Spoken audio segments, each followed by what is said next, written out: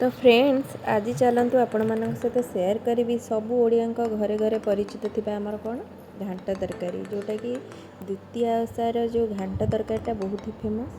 तो सहीटा आपण मान सहित सेयार कर मुझे बनाऊँगी चलन देखेबी। तो ये इनग्रीडियंट्स मुझे सब एकाठी करके नहीं जाइए।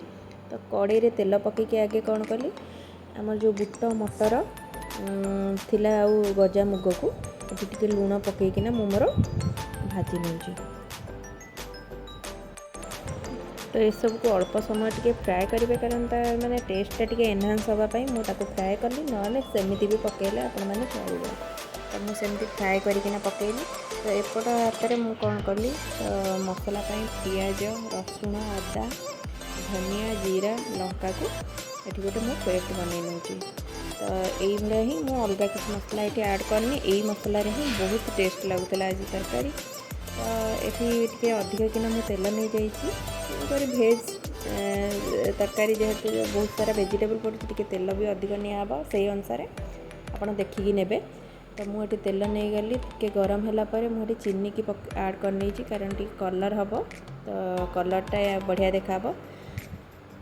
तो ये चीनी होगला मोर जो गोटा गरम मसला सुखिला लंका तेजपत्र सबको जीरा को ये ऐड करनेली। तापर सेगुड़ा फुटी सारापर मोर मसला जहाँ थिला ताकू ये मुझे ऐड करने की तापर जहाँ बेसिक मसला आमर थिला हलदी गुंड लंका गुंड लुण ताकू देकिना मुझे टे भल भाव में कषि नेबी।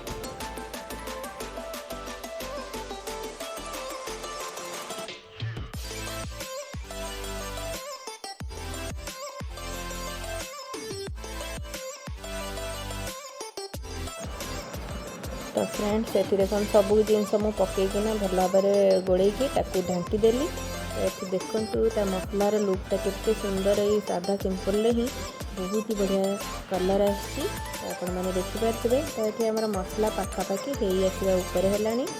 तो 15-20 मिनट है मुझे कषुची। तो ये आम परिवा सबू प्रकार परिवा काटिकिना रेडी।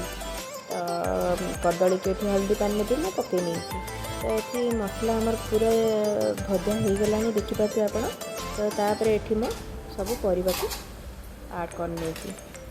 तो ताकू ये अल्प घाटिकिना गोड़े माने घोड़ेकिना रखीदेवा से भल भाव में सीझा को छाड़देवा। तो ये टिके परिवा सीझी आसला भितर आमर बैगण आ कदली की ये पकई नेली। आ फाड़े टमाटो बेसी देवेनी बेसी खट्टा हेले भल लगे।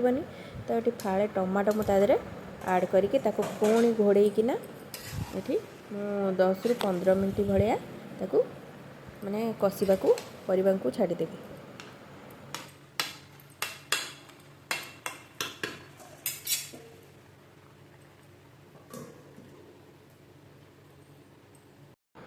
तो ये आमर देखो परिवा पाखापाखि हो आसला।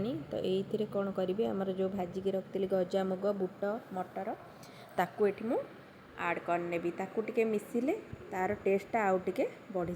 तो ये से सब को पकईकिना गोड़ेकिना घोड़े देवी पुणी आउ 5-10 मिनट घोड़ेकिना रखिनेबी।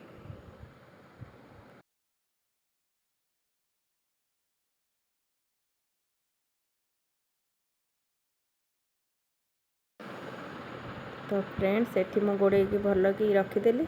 तो 10-15 मिनट पर ये आमर घांट तरकारी पूरा बनिक रेडी हो गला।